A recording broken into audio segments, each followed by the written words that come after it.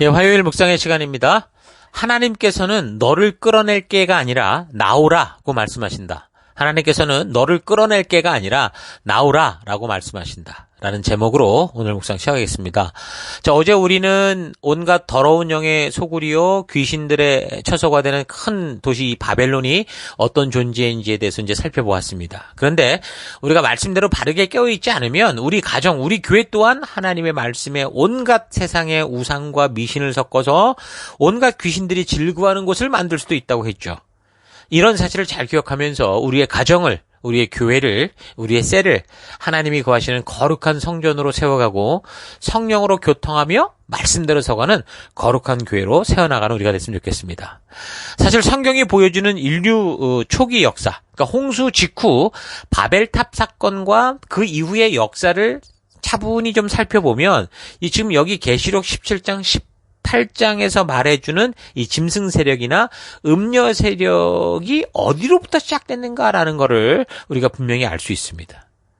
그러나 이 바벨탑 사건, 그러니까 창세기에는 이 바벨탑 사건과 연결된 아주 치명적인 인간의 타락이 왜 있었는지 그런 역사 기록을 자세하게 이렇게 말하고 있지 않기 때문에 사실 그 타락은 마치 비밀에 감추인 것처럼 그렇게 퍼져 나가서 결국은 어디서 찾을 수 있느냐? 그러니까 언어가 갈라지고 그 흩어진 곳에서 번성한 민족들이 어떻게 살았는가라는 것은 결국 지구 곳곳으로 흩어져서 번성한 각 나라의 역사적 사건, 기록들을 근거로 그들의 역사를 근거로 살펴보아야만 알 수 있는 그런 상황인 거죠.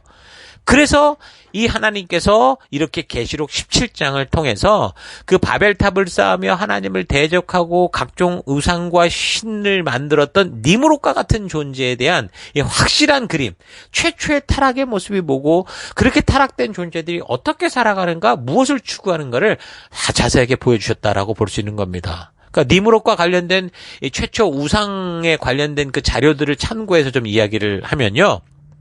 홍수 후에 사람들은 동쪽으로부터 여행을 하여 시날 땅의 평원을 만나 거기서 거하게 됩니다. 창세기 11장 2절을 보면 나오죠. 그래서 메소포타미아라고 불리는 바로 그 지역인데 그 지역은 유프라테스 강 그리고 티그리스 강 사이에 있는 지역이었죠. 그러니까 비옥한 대지에서 풍부한 곡식이 산출되는 곳이었는데 반면에 번식력이 강한 들짐승들로 인해서 아마 계속적으로 안전을 위협받았던 것 같습니다. 근데 그런 상황에서 등장한 게 창세기를 참고해 볼 때 힘센 사냥꾼이었던 니므롯이라는 사람이었죠. 그러니까 사람들로부터 명성을 얻은 이 니므롯은 사람들을 모았어요. 그를 따르는 사람들이 있으니까 그리고 성읍을 세우고 성벽을 만들어서 이제 왕국이라는 걸 건설하기 시작합니다. 이게 이제 성경에서 우리가 발견할 수 있는 최초의 왕국이라고 할 수 있겠죠. 근데 이 니므롯이란 이름의 뜻이 반역자라는 뜻이거든요. 그러니까 니므롯이 왕국을 세웠던 바로 그 시날 땅에서 그래서 사람들은 우리 하나님을 거역하면서 바벨탑을 쌓았던 거죠. 그래서 하나님을 거절하던 그런 짓을 하려면 하나님을 대신하는 어떤 존재가 있어야 되는데 바로 니므롯과 관련해서 그런 일들이 생긴 거예요. 우상, 하나님을 대신하는 어떤 자기들이 원하는 어떤 존재를 만들었다라는 거죠. 그래서 그들은 이 흩어지지 않기 위해서 그렇게 탑을 쌓으면서 바로 뭔가 하나님을 대체할 수 있는 것을 찾으려고 했다라는 겁니다. 그래서 하나님께서는 할 수 없이 이런 인간들의 언어를 혼란케 하셔서 그래서 그들을 온 지면으로 이제 다 멀리 흩으셨는데 그래서 이제 하나님을 반역하고 우상을 만드는 일과 관련된 이 바벨탑은 결국 무너졌지만 어떻게 된 거예요? 그러나 그렇게 시작하고 그런 의도로 살아왔던 바벨탑으로 흩어지기 바로 전까지 그렇게 살아왔던 그런 우상 종교의 그 뜻과 그런 의도들은 이제 전 세계로 흩어져가는 모든 사람들과 함께 퍼져버린 거죠. 그래서 이 온 세계 각 열방 민족 나라 그 나라의 이방들 종교로 뿌리가 내려진 겁니다. 그래서 우리가 이 각 나라의 오래된 이야기들을 찾아보다 보면 지금 성경에 나오는 홍수 심판의 이야기가 쭉 다 있거든요. 그 뭐 중국으로부터 시작해가지고 저기 미국 인디안의 이야기까지 다 있어요. 이 홍수 심판 얘기가. 왜 그렇습니까? 그러니까 원래 함께 인류는 그 일을 겪었다라는 거죠. 그리고 그 이후에 흩어졌기 때문에 그 이야기가 계속 남아있다라는 거예요. 그것처럼 온 민족이 흩어지기 전에 이 니무롯으로 말미암는 우상숭배일이 벌어졌기 때문에 결국 사람들이 곳곳으로 흩어져 가면서 결국 그 우상숭배에 대한 뿌리가 생기게 된 거고, 그리고 그들의 흩어진 곳에서 하나님을 찾는 게 아니라 이 니무롯을 따라가는 그런 우상의 일들이 그렇게 생겨난 겁니다. 그래서 온갖 나라들이 말하는 그 우상들의 뿌리를 계속 찾아 역추적해 올라가 보면 결국 니무롯과 관련이 돼서 처음 만들어졌던 그 우상으로 다 모이는 걸 볼 수 있어요. 그래서 오래된 기록에 의하면 이 바벨론 왕국의 왕이요 또 제사장이었던 이 니무롯이 결국 그렇게 죽으니까 그의 시체를 여러 조각으로 나뉘어서 여러 지역에 보내졌다, 그렇게 얘기를 하거든요. 근데 어떤 자료에 의하면 이 우상숭배로 타락해가는 이 후손들에게 이 노아가 아주 강력하게 경고하기 위해서, 니무롯과 같이 이런 우상숭배를 하면 너희가 이런 모습이 될 거다라는, 이런 끔찍한 일을 당할 거다라는 의미에서 니무롯의 시체를 쪼개서 온 민족으로 보냈다, 그렇게 얘기도 하고, 또 어떤 데는 또 다르게 얘기도 합니다. 어쨌든 인류는 오히려 뭐 그것으로 인해서 하나님을 두려워하는 게 아니라 오히려 우상을 쫓아가는 그런 짓을 하고 말았죠. 그러니까 니무롯이 죽자 그의 아내 세미라미스라는 여자가 남편도 없는데 어떻게 간음을 해서 뭐 낳는지, 아무튼 음란한 아들을 하나 낳습니다. 그 이름을 단무주라고 그러는데 에스겔 8장 14절에도 이제 그런 근거가 나와요. 이 단무주라는 이름을 붙이고 자기의 불륜과 음란을 감춘 채 뭐라고 그랬냐면 이 니무롯이 부활한 그 존재가 바로 단무주다, 이런 식으로 얘기를 하는 거예요. 니무롯이 초인간적인 이 형태로 잉태된 거다. 이 단무주가 바로 구세주다, 신이다, 이런 식으로 얘기를 한 건데 바로 이게 뭐예요? 인류 최초의 우상숭배의 기원이었다라는 거예요. 근데 사람들은 이 아이뿐만이 아니라 어머니까지도 함께 숭배하는 그런 일로 점점 커져가죠. 그래서 여기서 모자 숭배 사상, 그러니까 어머니와 아들이 있는 것을 무슨 신처럼 섬기는 그런 일들이 그렇게 발전이 되기 시작합니다. 그래서 바벨론의 유물 가운데 이 여신 세미라미스가 아들 단무스를 안고 있는 신상들이 많이 나오는데요. 이러한 이 우상 숭배 시작으로부터 뭐 독일, 스칸다나비아, 에트루리아, 드윌드, 그리스, 수메르, 영국, 중국, 멕시코 등등 여러 나라에서 이걸 발견할 수 있거든요. 이런 모자 숭배 사상을.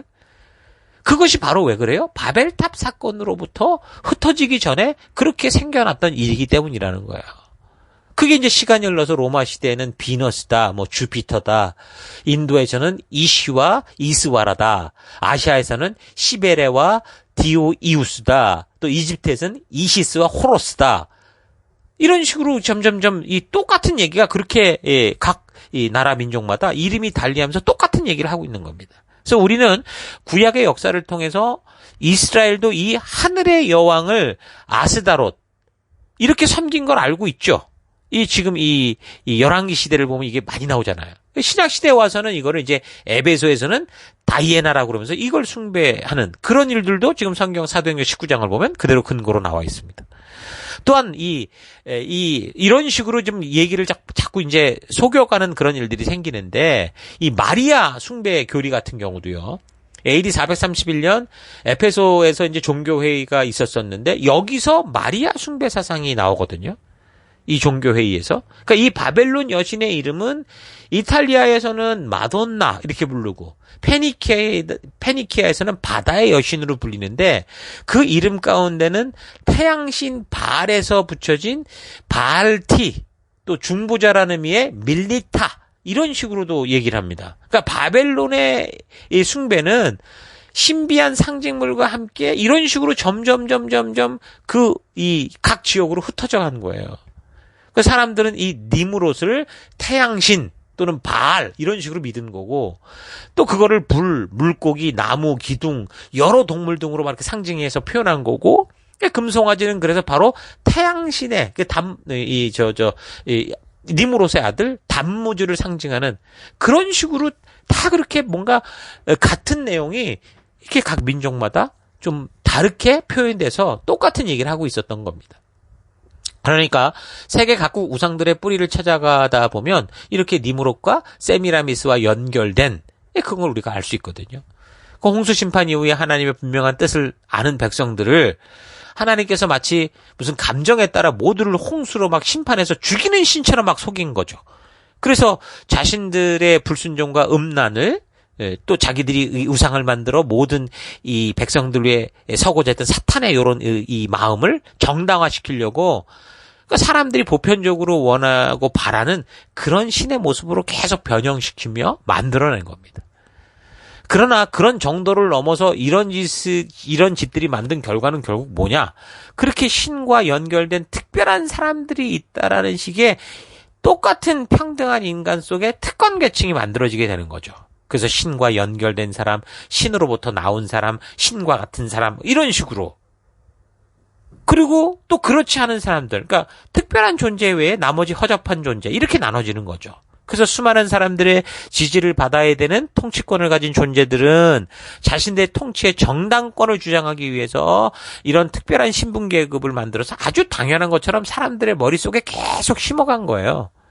그래서 왕과 귀족 계급들 또는 일반인들 중에서도 우리나라 식으로 얘기하면 양반 쌍놈 이런 식으로 태어나면서부터 하늘에서 무슨 그런 운명을 주어 보낸 것처럼 그렇게 의식화된 사회가 오늘 이 바벨탑 사건 이후 지금까지 흘러오는 인류 역사 속에 있는 그냥 무의식의 DNA라는 거죠.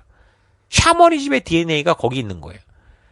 그렇게 인류 초기부터 거짓 생각을 집어넣어서 사람들을 속여왔기 때문에 각 나라마다 수많은 샤머니즘의 사고와 신분 계급에 따른 운명론을 믿고 사는 그런 역사들이 그냥 다 인류 역사, 어느 민족, 어느 걸 막론하고 다 그렇잖아요. 그렇게 홍수 심판 이후 바벨탑 사건으로 만들어진 거짓 생각이 수천 년의 시간이 흘러가면서 모든 인간들의 삶과 문화와 사회 속에 그 무의식 속에 사회적 무의식 속에 심어져 버렸더니 이런 무의식 속에 잠긴 거짓 생각을 벗어나는 이런 일들은 여러분 이게 하루 이틀이 아니라 인류의 새로운 시작이라고 할 수 있는 그 홍수 심판 이후 바벨탑 사건으로부터 지금까지 인류 역사 5,000년 이상 이렇게 살아왔던 게 오늘 우리 사회의 그냥 기본적인 풍토라는 거죠. 그나마 하나님께서 섭리 가운데 이루어주신 이 종교개혁 같은 일, 시민혁명과 같은 이런 일들로 인해서 뭔가 깨어나지 못한 우물에서 나올 수 있는 그런 기회가 주어졌고, 그런데 이제 거기서 더불어서 이제 과학기술의 발전으로 지금 우리가 이제 많은 샤머니즘적 그 무지로부터 벗어났다고는 할 수 있는데, 그런데 지금도 보면요, 컴퓨터 관련된 이 전산실을 만들어서 그 엄청난 이 일들을 한다고 하면서 또 최신 기능의 자동차를 새로 샀다고 하면 뭐 하는 줄 아십니까? 그거 사용하기도 전에 돼지머리 앞에다 가져다 놓고 절하면서 비나이다 그러면서 돈을 돼지 콧구멍 속에 쑤셔 넣으면서 이상한 우상 숭배 짓들을 해요. 컴퓨터 앞에 놓고 신형의 차를 앞에 놓고 어쩌면 지금 미사일 발사하고 우주선 띄울 때도 아마 이 한국 사람들은 그런 짓을 할지도 몰라요. 그러니까 이런 인류 역사 전체를 통해서 인류의 생각 속에 심어진 샤머니즘적 우상 숭배에 대한 거는 오직 이 하나님의 말씀을 통해서만 예수 그리스도로 말미암아 이 인류의 올무를 완전히 깨뜨리고 하나님이 창조하신 한 사람 한 사람의 중요성을 알게 하는 그 종교개혁, 그 거듭남, 개혁이 있기 전까지는 이 사람들이 이 하나님을 만나기 전, 예수님을 만나기 전에는 이게 깨어날 수가 없는 거예요. 깨어나지 못한다는 것은 뭐예요? 창조주 하나님께서 한 인간을 만들면서 그 생명들 속에 인권과 또 공평한 삶의 그런 축복을 주신 이걸 모른다는 거죠. 그러니까 특별계층이 있고 쌍놈계층이 있고 천민계층이 있고 이래서 그냥 그렇게 사는 거예요. 지금도 인도 같은 나라 보십시오. 여전히 무슨 계급제도가 존재하고 그 사회가 만들어내는 그 꼬라지들을 보면 진짜 이게 말이 되나? 라고 하는. 지금 여러분과 제가 그런 뉴스를 들을 때 이게 말이 되나? 라고 말할 수 있는 건 축복 속에 있다는 걸 알아야 돼요. 우리가 그런 걸 보면서 우리도 그렇구나 라고 하면은 이건 완전히 지금도 거짓된 이 신화와 거짓된 사탄의 이런 샤머니즘 속에 살고 있는 셈인 거죠. 그래서 이 복음이 들어갈 때 하나님이 진정한 창조주의 그 뜻이 들어가니까 그 모든 거짓 권세들이 끊어지게 되는 거예요. 그래서 우리가 예수를 만나야 되고, 예수를 만났다라는 것은 단지 감정적 체험이 아니라 하나님의 말씀을 통해 하나님의 뜻과 하나님의 의도와 하나님의 그 분명한 법도와 계명과 규례와 이 명령을 알아야 된다라는 거죠. 자, 어찌됐든 이렇게 하나님의 뜻을 왜곡시켜서 하나님이 창조하신 백성들의 인권을 짓밟고 자신들의 노예로 부려먹는 그 음녀의 세력, 큰 성 바벨론, 적그리스도다라고 할 수 있는 이 존재들은요, 이제 어떻게 이제 이 땅을 살아갈 것이고 결국은 어떻게 심판받을 것인가? 결국 이것이 지금 18장이 이제 우리에게 보여줄 내용이라는 거죠. 그래서 이 짐승 세력과 음녀 세력은 이 땅의 열방과 나라들을 다스리며 백성들을 바르게 섬기고 하나님께로 인도하는 게 아니라 하나님이 창조하신 소중한 인권을 이렇게 지닌 사람들을 신분계급에 몰아넣어서 평생토록 저들의 노예요 소모품인 것처럼 평생을 살아가게 했고, 그런 세상에서 사람들 또한 그냥 그 떨어지는 그 떡고물 몇 개 먹겠다고 자신의 탐욕과 욕심으로 그런 체제에 협조하면서 자기들끼리 악유다툼을 벌이는 그런 세상을 만들었다라는 거예요.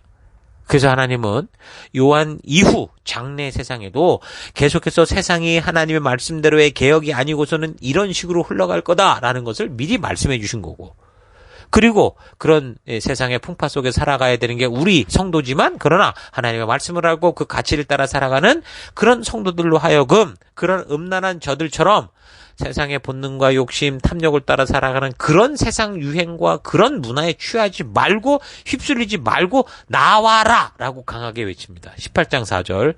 또 내가 들으니 하늘로부터 다른 음성이 나서 이르되 내 백성아 거기서 나와 그의 죄에 참여하지 말고 그 받을 재앙들을 받지 말라라고 말하죠. 그러니까 성도는 이 불의한 세상, 짐승 세력과 음녀의 세력이 판을 치는 세상 속을 함께 살아가야 하지만 그들과 같이 흑암의 백성으로 사는 게 아니라 거룩하게 구별돼서 부름받은 빛과 소금된 모습으로 살아가는 존재인 거죠. 그러니까 하나님의 재앙을 받아 영원한 형벌을 받을 수밖에 없는 어두운 세상에 우리가 보내졌지만, 어두우니까 빛으로 보내졌지만 이 어둠에 물들지 않고 하나님의 진심과 그 사랑을 전하며 저들로 하여금 영생의 길로 나아올 수 있는 십자가의 길을 알려주고 머리 대신 예수님의 몸된 교회로 하나님의 나라로 이끄는 삶을 사는, 그 사명을 사는 게 바로 성도라는 겁니다. 어떻게 이 어두운 세상에서 그런 빛과 소금처럼 살 수 있다고 했습니까? 오직 하나, 바로 하나님의 말씀대로, 그 말씀의 가치대로, 그 뜻대로 순종하며 살아가는 겁니다. 그러니까 순종의 삶이 바로 저들의 이 죄악에서 떠나 나와서 저들의 죄에 동참하지 않는 삶, 그 어둠 속에서도 어두워지지 않고 빛을 밝히는 삶이 바로 순종의 삶이에요. 어떻게 순종해요? 하나님 말씀대로, 말씀의 가치대로. 그러니까 지금 우리 앞에서 벌어지고 있는 이 세상의 문화와 유행에 무분별하게 휩쓸리지 않고 항상 하나님의 말씀의 가치로 분별해서 하나님의 뜻이 이 땅에서도 이루어지도록 순종하는 삶을 살아가는 게 바로 빛과 소금이요 증인으로 살아가는 거예요. 여러분 잘 기억하십시오. 우리가 그저 기도만 하고 있으면요, 하나님이 우리에게 주신 그런 자유와 평등의 세계가 우리에게 접속 오는 게 아닙니다. 자동적으로 오는 게 아니에요. 물론 하나님은 주셨어요. 뭘 해야 대가를 치러야 주는 것도 아니에요. 이미 주셨어요. 그런데 왜 이게 그냥 오는 게 아닌 게 아니냐. 사탄이 이 세상을 점령하고 있어서 그래요. 우리가 창조주 되신 하나님이 주신 이 권리를 그래서 바르게 알고 말씀을 통해, 그리고 그것을 우리가 살아가는 사회 속에서, 국가 속에서 바르게 누릴 수 있도록 우리가 그 주권을 찾아야 돼요. 그래서 하나님의 가치가 심어지는 그런 나라, 그런 사회, 국가로 우리가 만들어 가야 우리가 누릴 수 있는 거예요. 그게 바로 성도가 이 땅을 살아가며 행할 수 있는 순종의 삶인 거예요. 하나님의 말씀의 가치대로 이 사회 속에 심어가는 거, 이 국가 속에 심어가는 거. 그래서 우리 성도들이 각자의 전문 분야, 전문성을 가지고 뭐 정치로든 경제로든 뭐 교육으로든 뭐 철학으로든 어느 곳으로든 들어가서 우리가 바로 이 하나님의 가치를 심어가는, 그래서 우리의 주권과 권리를 누릴 수 있는 삶을 만들어 가야 돼요. 그게 바로 순종의 삶인 거예요. 그게 여러분이 보냄을 받은 하나님의 그 기름 부은 받은 종으로서 여러분이 살아가는 삶의 터에서 그렇게 열심히 장사하십시오. 열심히 직장 다니십시오. 열심히 여러분 이 돈을 버셔야 돼요. 거기서 여러분 바른 위치를 찾아가셔야 돼요. 그래야 우리가 하나님께서 주신 그 권리를 바르게 우리가 주장하며 살 수 있는 겁니다. 자, 이런 사실 잊지 마시고 주님이 우리를 보내신 거룩한 이 사명에 따라서 하늘에서 하나님이 이루신 것 같이 땅에서도 그 뜻이 이루어질 수 있는 그런 순종의 삶을 살아가는 그런 여러분과 제가 될 수 있기를 바랍니다. 자, 오늘 하루 나는 하나님의 백성이지만 하나님의 뜻이 이 땅에서도 이루어지게 하는 삶을 위해서 내 스스로 성경을 바르게 알고 하나님의 온전한 뜻을 따라 힘써 순종하는 삶을 살아야 하는 것을 모른 채 그저 기도만 하고 있으면 이 세상이 그렇게 변화되는 줄 알고 하나님의 진정한 뜻을 알기 위해 말씀 안으로 힘써 들어가려고 하기보다 그저 눈 감고 단지 간절한 마음으로 빌기만 하면 내가 바라는 대로 이루어지는 그런 식의 요행의 마음으로 살아오고 있지는 않은가 좀 차분히 되돌아봤으면 좋겠습니다. 하나님께서는 그런 세상의 유행과 문화로부터 뭐라고 그랬습니까? 나와라, 떠나와라 라고 명령하시죠. 내가 너를 끌어낼 게가 아니에요. 그 여자, 그 세상으로부터 우리 스스로의 결단으로 떠나 나와 그들의 죄에 가담하지 말라라고 말씀하십니다.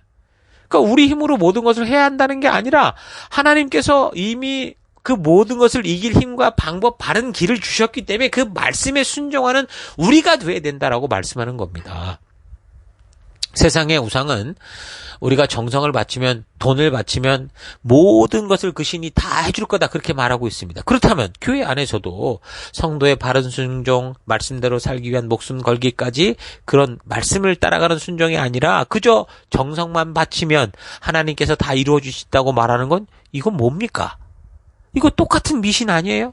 그건 참 믿음이 아니라 우상 숭배인 거죠. 비록 교회당에서 예수님 하나님의 이름으로 지극정성을 바치며 기도하고 봉사한다고 해도 하나님의 말씀을 먼저 만나고 그 말씀대로 살고자 하는 순종의 삶의 열매로서의 기도와 봉사가 아니면 그 우상이에요. 우상 숭배예요. 그게 계시록이 보여주는 음녀가 바로 그런 짓을 하고 있거든요. 여러분 이런 사실 잊지 마시고 현재 나의 믿음과 신앙이 무엇을 바탕으로 이루어졌는지, 나의 신앙은 말씀대로 행하는 신앙인지 아니면 말씀을 알고만 있는 신앙인지, 열심히 행하지만 하나님의 뜻대로가 아니라 내 생각과 내 열정 때문에 그렇게 행하는지 차분히 좀 분별해서 오늘 이 시대 우리가 맡은 이 세대를 오직 주의 말씀으로 인도하며 그 말씀이 우리의 다음 세대들을 주도하여 우리가 보냄을 받고 살아가는 이 세상을 말씀의 가치가 주도하는 그런 사회와 국가로 만들어가는 우리가 될 수 있기를 주의 이름으로 축원합니다. 오늘 하루도 힘내십시오. 잠시 기도하겠습니다. 하나님께서는 창조의 순간부터 너무나도 순수하고 인간의 축복된 삶을 위해 우리를 만드시고 각 인격에게 자유의지를 주어 인권의 소중함과 함께 살아가는 공정하고 공평한 사회를 허락하셨는데, 그런 너무도 소중한 기회의 때마다 자신들의 욕심으로 인해 하나님의 뜻을 왜곡시키며 우상을 만들어 살아온 삶을 회개합니다. 나 또한 하나님의 자녀가 되는 너무도 중요한 인생의 터닝포인트의 순간에 어떤 생각과 마음을 가지고 믿음의 길을 걸어왔는지 되돌아볼 때 하나님의 말씀이 주도하기보다 내가 바라고 기대하는 마음으로 하나님의 뜻을 왜곡하여 살아왔던 그런 삶을 봅니다. 이것에 대해서 하나님 회개합니다. 이제 하나님의 말씀을 통해 하나님의 진실한 뜻을 알고, 그래서 지금 내가 보냄을 받고 살아가는 삶의 또 곳곳에서 오직 주의 말씀을 따라 주님의 뜻을 따라서만 살아가는 내가 되기 원합니다. 하나님께서 오늘 우리를 땅에 보내셨을 때 거기 가만히 있어 내가 다 할 게가 아니라 어둡게 우리를 빛으로 보내셨고 그곳에서 우리로 하여금 믿음으로 순종의 길을 걸으라 하셨던 것 우리가 잘 기억하고 우리 각자가 보냄을 받은 우리 삶의 더 곳곳에서 하나님 그렇게 순종하는 삶 살아가는 우리가 되길 원합니다. 그 길로 이끄시고 인도하시고 동행하신 하나님 감사드리고 예수님 이름으로 기도했습니다. 아멘.